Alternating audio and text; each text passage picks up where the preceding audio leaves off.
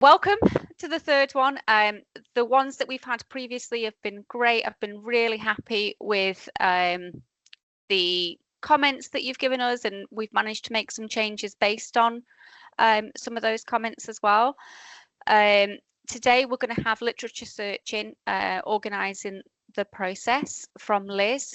Some of you may know Liz already. In fact, I'm hoping that you know Liz already because she is paramount to obviously you doing well on this course. I've been to Liz myself and to other academic librarians because it's very, very useful.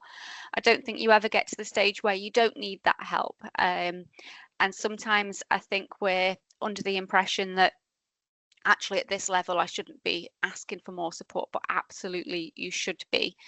And from the first year onwards, we should be learning how to do those searches and backing up obviously the evidence that we're supporting within our essays and eventually for when we're in our practice. So the sooner you can get on board with literature search and using the library and gaining that support, the better.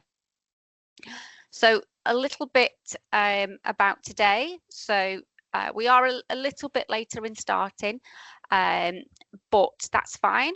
It's much better if we've got everybody here, and again we've got the recording that you can look back on as well. So we're going to have house rules in a moment, and then we're going to have Liz that's going to be running the session today from the library, and then a Q&A at the end, so finishing at 1:15. So next slide please, Liz. Okay, so the purpose of the club to begin with is mission statement there is to enhance your skills, expand your knowledge and make an impact. And the club came around because a couple of reasons. One is that research is fundamental to our learning, but also to midwifery practice, so much so that it's in our NMC proficiencies.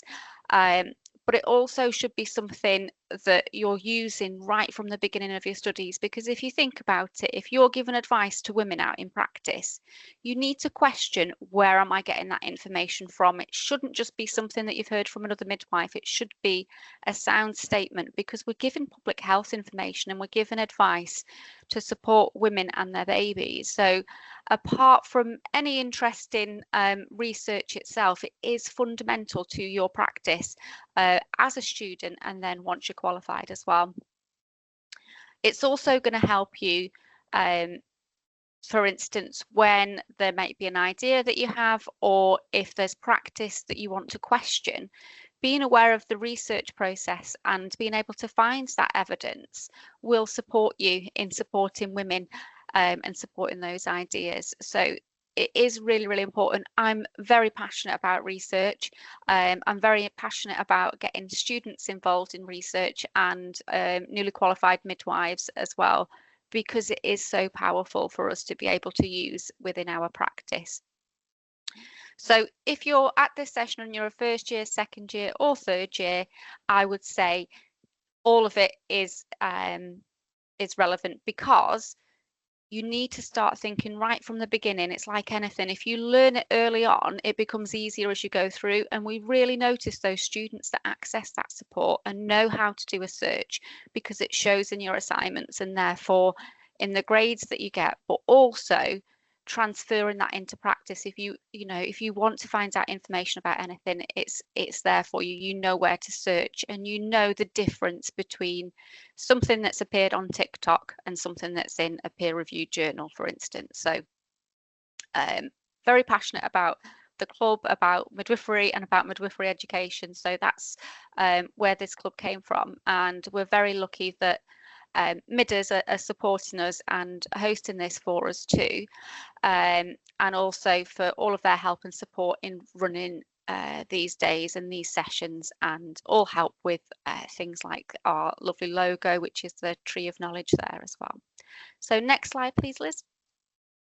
So a few house rules, the general ones that we should be doing as professionals anyway, but just to remember that this is a non-judgmental environment, so we might have things that come up that you may not necessarily agree with, and we might have different opinions. But again, working in such a diverse environment such as midwifery and healthcare, we should already be practicing in that way. But just a reminder for today, respecting our differences and be open to hearing other views, because sometimes we can have a very fixed perception, and it's only when someone shows us their perception that we can start to see things in other ways and start to understand each other. So really important. I did mention confidentiality. So again, there will be a recording of this that Heather from Midders will be redacting the breakout rooms from and making it confidential so that you've got the content there, and also respecting each other's confidentiality of what we talk about today in the session. And again, the NMC code, it's making sure we're adhering to the code, but also that what we cover within the session does link into the NMC code. Next slide, please, Liz. So I'm going to hand you over to Liz, and I will see you at the end of the session. We do have the Q&A at the end of the session, which you can start putting questions in at any time. And I hope you enjoy the session. Thank you, Liz. Thank you. Thanks, Michelle. That's helpful for me to hear all your background to this as well. So coming into, why I've been asked to do this today, it's really useful to be part of that. So I put this session together today. It was a bit of a challenge for me, I'm not going to lie, because I'm used to coming in and knowing which year group I'm going to be presenting to. So I can kind of choose to pitch it at the right level that you're at. And I'm aware today that we could have level 4, level 5, level 6, first, second or third years, potentially even a wider group. Maybe not in the room, but we'll be accessing this video afterwards. So I need to present this to you so that it's meaningful for you, whatever level you're at. And I'll talk you through that as I go through. So we're going to start off thinking about why we need to use academic evidence. And if you are first, second or third year, you will definitely need to find evidence to write an assignment. That might be an essay, it might be a reflection, it might be a case study. There might be a variety of different reasons that you'll be being asked to do that. And you need the evidence within that assignment to define terms, to present any evidence for an argument that you're putting forward, and you will need to compare that evidence. So you need to find it first. So that's why literature searching for you is going to be really important.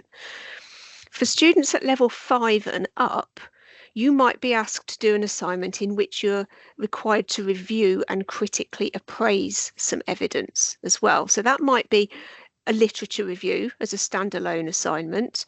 It might be something called a scoping review. It might be a systematic review. The type of assignment at this stage doesn't really matter, but you might need to be doing that review of literature as part of one of those assignments. The literature review might be a standalone, just an assignment on its own to do a literature review, or it might be part of a bigger piece of work. Either way, you will need to be able to find that literature in order to review it. Just see, I can see there's a poll gone in. We've got, if you can answer the poll of which year group you're in. Oh no, it's disabled apparently. Okay, I'm going to ignore that then and come back to that in a minute. I can see we've got at least one first year, but then we've got some more of you as well. And I can recognise some names, so I know we've got some third years in the room as well. So I'm going to be presenting to all of you. Okay. Whichever level you're at, it's important to be aware and to remember that web pages are not academic evidence. They might be important, you might need to refer to them, but if you're aware that they're written for the general public, because anybody can access them, they're not designed for health professionals to get their clinical information from. You need to know more as a health professional. So make sure that you're aware of that and you remember that about web pages as we go through. Demonstrating evidence-based practice requires academic evidence as a background. Let's have a little focus in on what that literature review is. So if you are level 5 and up, this may be more familiar to you. If you're level 4, this will sow a seed for the future, okay? So a literature review, according to the Royal Literary Fund, is a search and evaluation of available literature on a given subject or a chosen topic area. And that, as I said, this might be something that you're asked to do as an assignment when you sort of get to level 5 or up. And that has a particular process. There are things that happen within a literature review. A literature review will survey the literature on a topic. It will synthesize or pull together that information within that literature review into a summary, and it critically analyzes the information that you've gathered. It might identify gaps in the literature. It might identify limitations to theories and points that have been made. And it might suggest where there is further research is needed. And it might also review areas of controversy within that topic as well. And then when it's critically analysed all of that, it then presents that in an organised way. Now, whichever level you're at, it's useful to be aware of that happens, because you might find literature that does a literature review within it itself. So a piece of research might have a section called the literature review, and these are the aims, these are the things that that literature review needs to include. So even though first years you're not going to be writing one yet, being aware of them being out there and what their purpose is actually going to help you to understand that at a later point. So I think that's really valuable to be here. We've got just to see, we've got some people saying going, I'm third year, I'm first year, things like that. So it's good to know we've got the full range. Thank you. So what we're going to think about today is how do we find literature in order to be able to review it?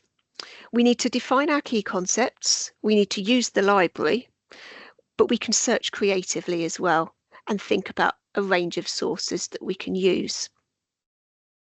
So let's think about finding our literature. Now, level 6, I've been and talked to you about this already this semester. I think it was right at the start of term, wasn't it? So this is a nice refresher for you.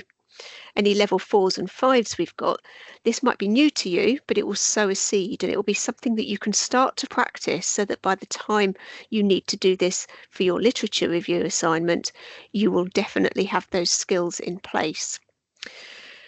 So we need to identify the key concepts within the topic that we are researching. That might be your research question for your own literature review, or it might just be, well, I need to write this assignment, this reflection on this topic, and I need to find information to back that up.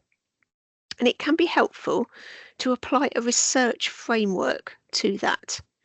And I've given the example here of PICO. Let me just put my pointer on so I can go through this a little bit more carefully.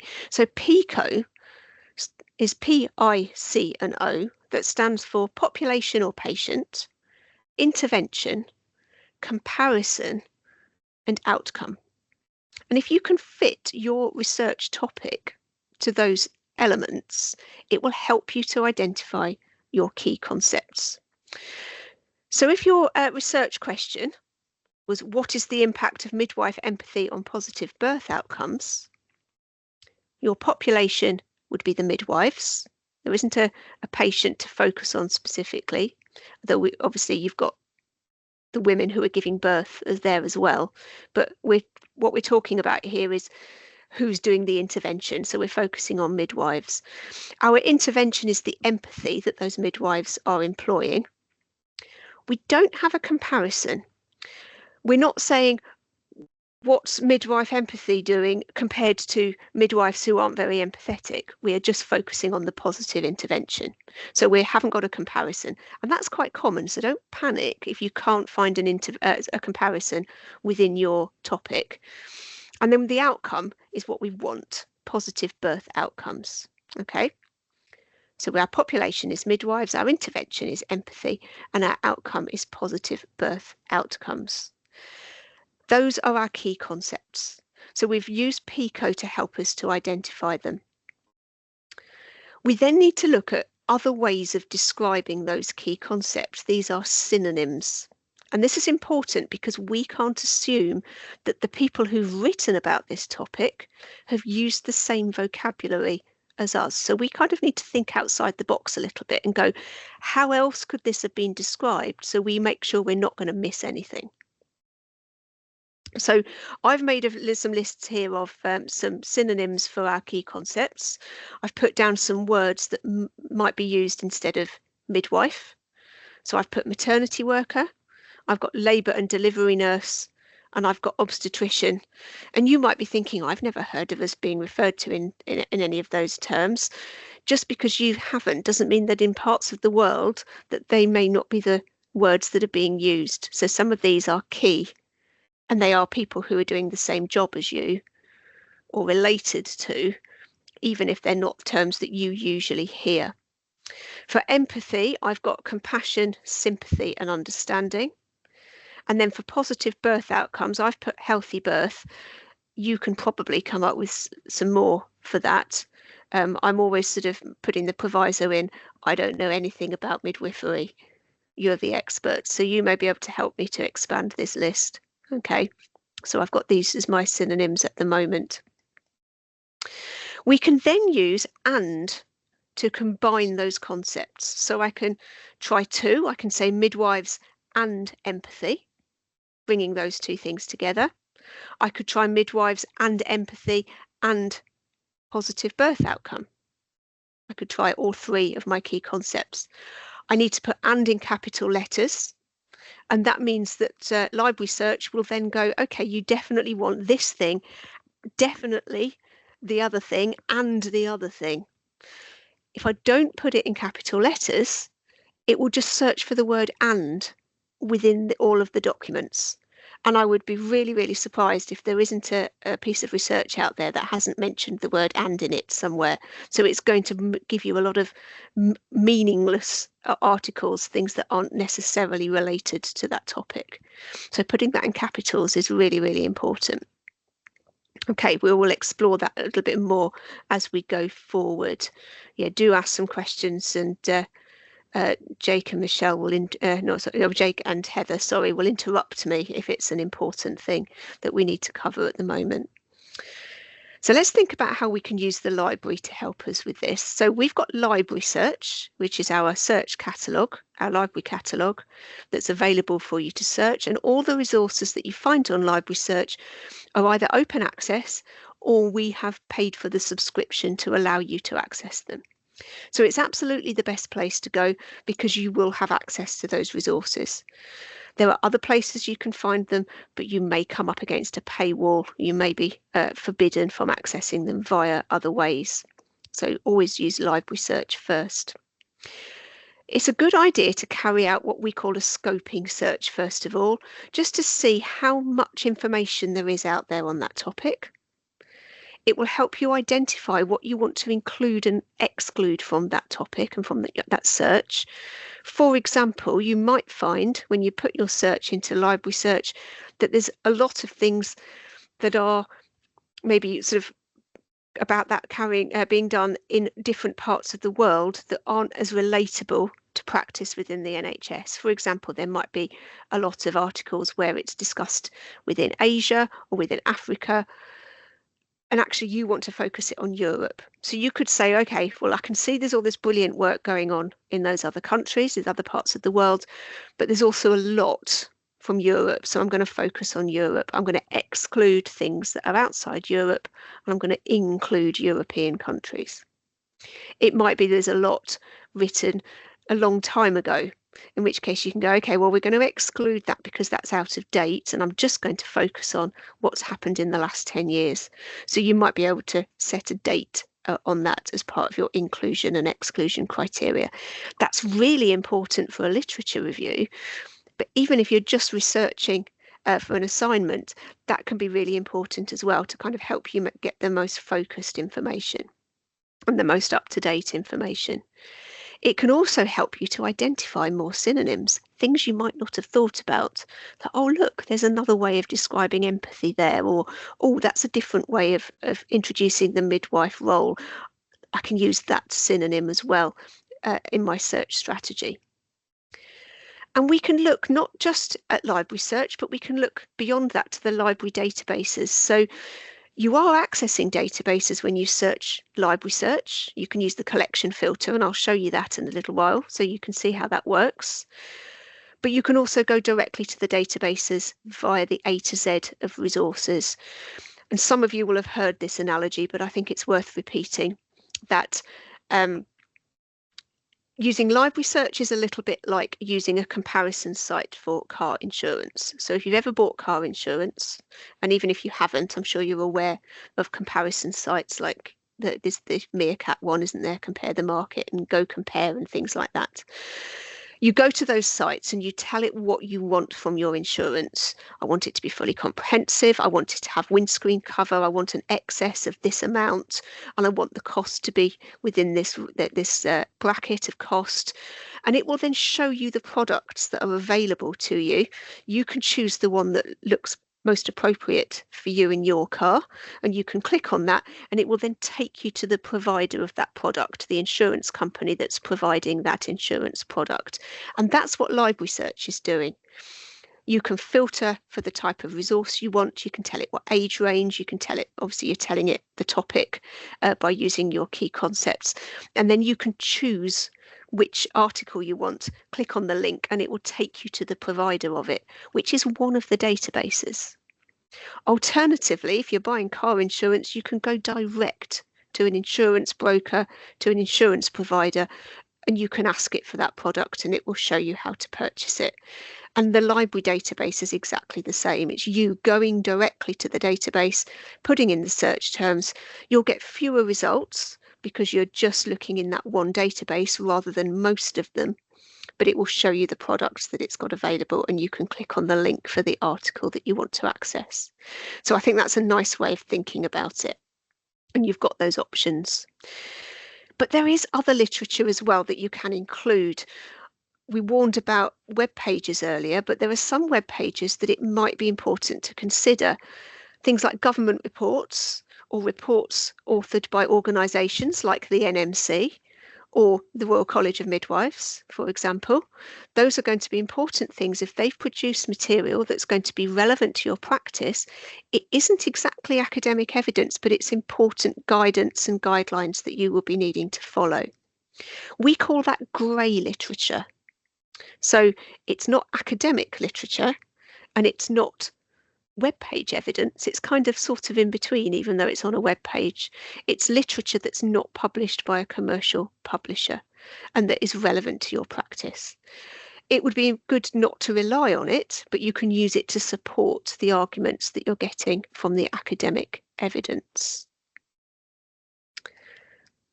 Let's think about how to search creatively, and as part of this slide I'll be showing you a demonstration of some of these searches as well. So we need to search creatively, but we need to search systematically as well. And those two don't seem like they go together, but I'll make it work, I promise. Okay. So searching systematically is changing one key concept at a time. So we might start with midwives and empathy and outcome, and then we would change one of those synonyms. Okay. And I'll show you that in action in a minute. If we're searching systematically, changing one thing at a time, it means we're more likely to find everything that's available to us and we won't miss anything. Okay. We can do it by changing things one thing at a time, or we can search everything together. And I'll show you that in a moment. We're going to have a look at this document in just a second to show how that works. If we identify further synonyms as we're searching, as we did with our scoping search, then build those into your search strategy as you go. This is a fluid process. It's not, I've set my search strategy and I've got to stick to it. It's, I've set my search strategy, but I'm open to changing it, to adding to it as I find more information, more keywords that are really useful. Okay, I'm going to come back to the bottom part of the slide, but I'm going to come to this link in a minute. You can use your phone to open it on your with the QR code, or you can click on the link here, but I'm just going to stop sharing the slide, and I'm going to share my screen instead. So don't panic if you haven't got that yet. I will give you another opportunity to do that in just a minute. Bear with me while I just open up my library search there. Okay, first of all, this is the document. So what I was doing there was I was identifying that we can search one thing at a time. So midwife and empathy and outcome. And then I will change midwife for one of my synonyms for that role, maternity worker and empathy and outcome. And labour and delivery nurse and empathy and outcome, and then obstetrician and empathy and outcome. The second two synonyms I've kept the same every time, and I've just changed the word for midwife each time. And when I've exhausted all of those, I can then come back to midwife and then change my word for empathy. So I've then got midwife and compassion and outcome, midwife and sympathy and outcome, midwife and understanding and outcome. And then finally, midwife and empathy, and I'm changing my outcome word. I'm going to put birth instead. Okay, and then I've explored all the options that I had on my synonym list. You might be wondering, some of you, why I've put some extra little things in this search. I've got some weird symbols and I've got some extra punctuation in now. So let's go through those. The little star that I've put after the end of the word midwife is a truncation. I've taken the root word of the name of your role, and I've put a truncation, a star at the end of it, an asterisk, and it will search for all the possible endings for that word. So it will search for midwife, midwifery, and midwives. And it saves time. It means I haven't got to search for all of those words individually, which would make that list much longer. It's going to look for all of them, but it's still referring to your role. I've done the same with outcome and outcomes. And have I done it anywhere else? I think on the screen I've put it on empathy as well, because I could put one there like that to be empathetic as well as empathy. Okay, so that's something that you could do. I haven't done that consistently, but I've just shown you that example. I've got speech marks, double quotation marks around maternity worker and labour and delivery nurse, because those are phrases that I think might be used exactly in that way, maternity worker or labour and delivery nurse. If it's the name of a role, it's likely to stay with those words in exactly that order. And if I put the inverted commas around them, Library Search will search for them in that way, rather than searching for the word maternity and the word worker, but they might be potentially at different parts of that document. It keeps them together, so it's going to be more focused. Again, it might save you time, save you having to filter through lots of articles trying to find out if they're actually talking about maternity workers or have just happened to have mentioned both of those words. Okay, so let's have a go at searching in that way now. So I'm going to copy that search string and I'm going to put it into Library Search. This is just the library homepage where there is a search box for Library Search. I've clicked through, so we've got that. I'm going to sign in first of all. You should do that as well so that you're seeing what's available to you. And I need to put some filters on first of all. I need to search for journal articles. And I'm going to put a publication date filter on from the last 10 years so that I'm getting the most accurate information. Although obviously that's flexible depending on what your results are. I'm going to keep that in place now. I've clicked to remember all filters, so I can now change all my searches and I don't need to keep putting those filters in place. And we've got 98 results. That's pretty good. Okay, and we can see all those keywords are highlighted, and we can see, we're looking at the titles, that they are generally related to the topic that we are wanting to find out about. I can now change my word for midwifery. What was it? Maternity. It's because I was saying midwifery at the same time I was typing, so my fingers did what I said. No results for that one. That's absolutely fine. Don't panic. We've exhausted it. We've looked at it and it's not quite right. So I'm going to pick up the next one here, labour and delivery nurse. I didn't mention that question mark, did I? I will tell you about that while we're looking at these results. That question mark is a wild card. Don't have any results with that one either, unfortunately. But it's a wild card that accounts for the fact that labour is spelt differently in different parts of the world. We spell it with an O and a U, but in the United States they just use an O. And putting the question mark in means it's going to look for both eventualities. I'm just going to test actually Well, that might have been because there wasn't a space before the and, mightn't it? Let me do that properly. No, it wasn't that reason. I'll take the inverted commas out and see if it actually gives us some results. It should do now. I've opened that out. There we are. We've got 8 results when we take it out of quotes, and we can see that the word labour is being picked up there. These might be worth exploring to see if they are closely enough related to that empathy in relation to that period of labour, but it's not looking at labour and delivery nurse particularly. Okay, and we've got one more to do, obstetrician. I'm going to pick that up and copy it so that I don't have to try and spell it while you're all looking. So I'm more likely to get it wrong then. There we go. Okay, we've got 15 results where we switch out midwife for obstetrician.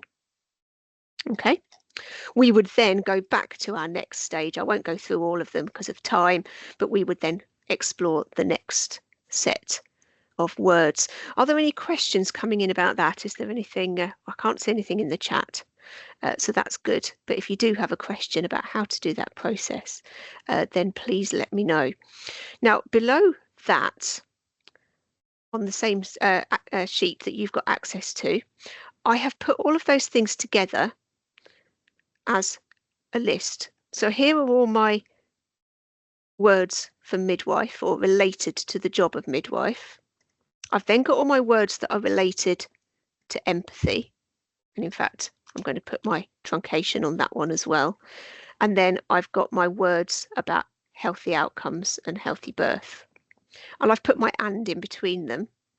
But you'll notice that the word or is in between each of these different things, because I want it to be about midwives or maternity workers or labour and delivery nurses or obstetricians, and empathy or compassion or sympathy or understanding, etc. And what I'm going to do is I'm going to put brackets around those.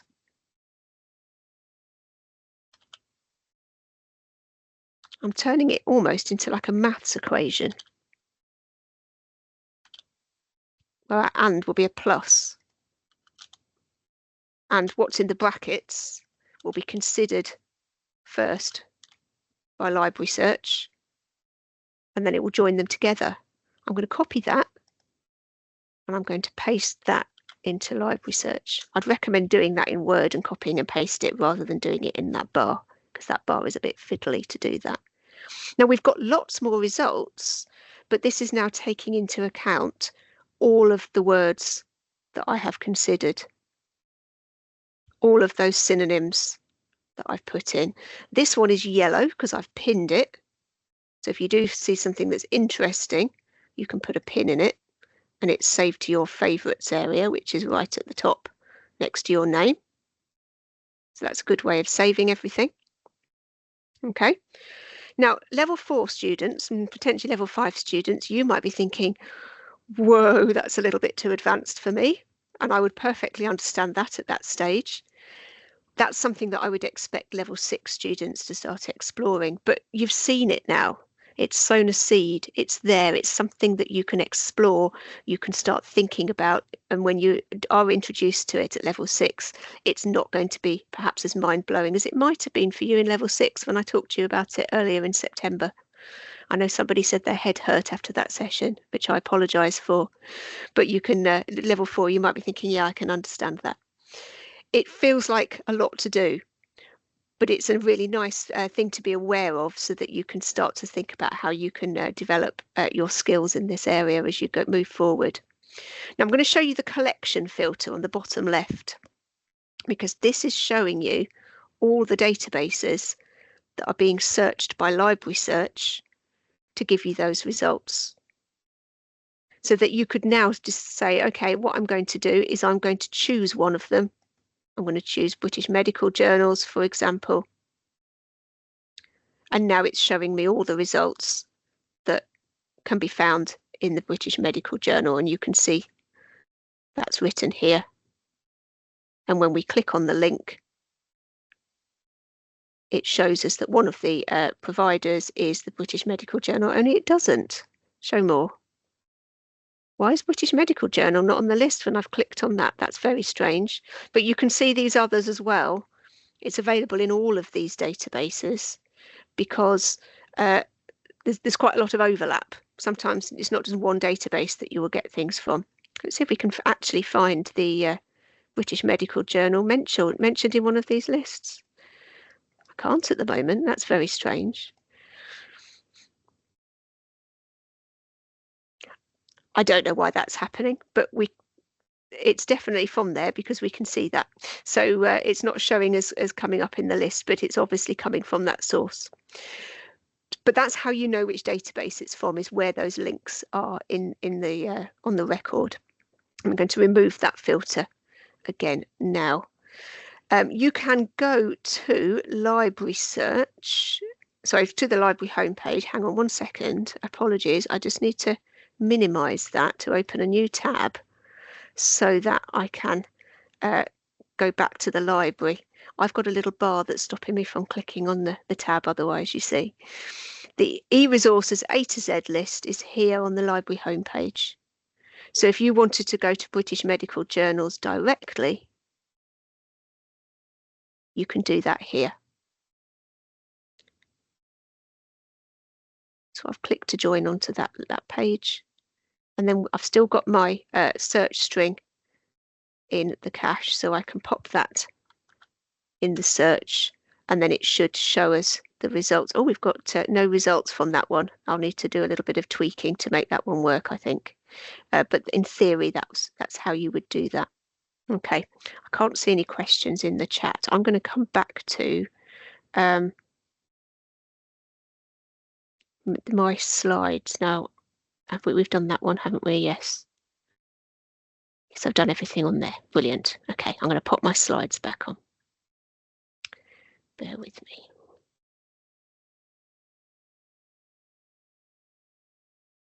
Okay, brilliant. So that's the slide we were on. So you've got that link you can pick up here to that document. So you can see my example of that search string there. Now, if that was a bit overwhelming, I completely understand. There are guides to help you to do that.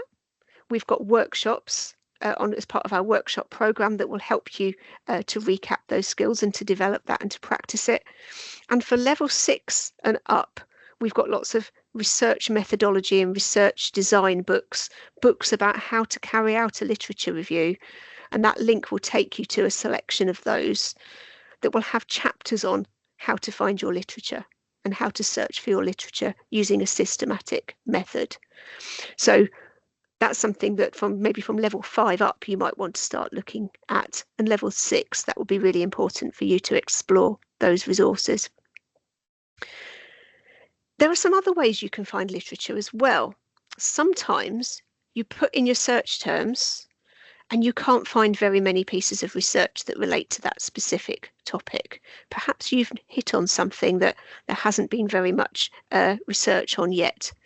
And what you can do is you can choose any articles that are focused on that topic. You might maybe have found 2 or 3 that look really good. You can look at their reference lists, see who they're citing, who the authors are citing, because they are likely to be related to that topic as well. Put the titles of those articles in the reference list into library search, see if we've got access to it. You can also look to see who has cited those useful articles, because if they're interested in that topic and if they're cited it, then they're likely to be writing about a very similar topic. And one of our databases called Scopus can be really helpful for that, because it will allow you to put the article title in and it will show you who has cited that article. That can be really worth exploring as well. And it's also a good idea that if you identify some key authors on that really, really specific topic, let's say we'd identified some key authors who write a lot about that empathetic relationship and how that influences healthy birth outcomes. If we've got some specialists on that, we can explore what else they have written and look for those resources as well. And Scopus allows you to do that too. It allows you to do an author search and see what else those people have written. Now, we may not have access to all of those immediately, but there are ways to help you get that access, so we can explore that as well at that point if needed. And all of those are also valid ways of finding literature. So if you can't find it via library search or via any of the databases, then actually this is something else that you can explore. And it will be a perfect opportunity to book an appointment with one of us at that point and say, can you help me with this? I've identified these articles and these authors that look really, really useful, but I can't access any of the material. Can you show me how we can do that? And we can certainly help you at that point. So let's consider the sources that we've looked at as well. Obviously, we were focusing on journal articles just now that we found via keyword search, as we demonstrated. But you can also identify some useful journals that are related to your topic. There are lots of midwifery journals that you can go and browse the recent issues of relevant titles. So I can mention MITRJRC at this point, of course. MITRJRC, unfortunately, we've got access to it in print only, not via library search, but it's in the library in Stafford. So you can go and browse those print journals by looking through the most recent versions, the most recent issues in the library. So please do that, because they will be writing about the most up-to-date research, the most up-to-date information related to your practice. That would be a really important thing to kind of do. Maybe, you know, for each issue, go and have a look, have a read of the most relevant articles. But there will be some online as well, so you can explore different journals online too. We've also got newspapers and magazines that are going to be reporting on opinion. And while that's not academic evidence, it can help sort of form your argument potentially if you're looking at what the public opinion is about new practices or different things that are happening within your field. It's important to back that up with academic evidence to prove that it's definitely true. But actually, that could be a good way to get some different insights into what you want to talk about. And don't limit yourself to the really obvious sources.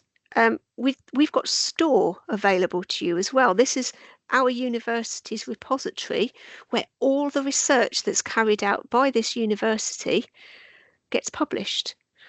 I'll show you, I'll jump back to the demo in a minute and show you how you can identify when something is from STOR, but that's something that you can explore and see, well, what have the midwifery lecturers and our academics, what research have they completed recently and published in that way? So that's another exciting way to find some information. You can also look out for midwifery conferences and explore the papers that have been submitted for those. That's often where research has been reported first. I'm actually doing a piece of research at the moment, and my colleague and I who are doing that research, we're still data collecting at the moment. And in fact, any level 5s in the room, you'll be helping me with that in a couple of weeks. More information to follow.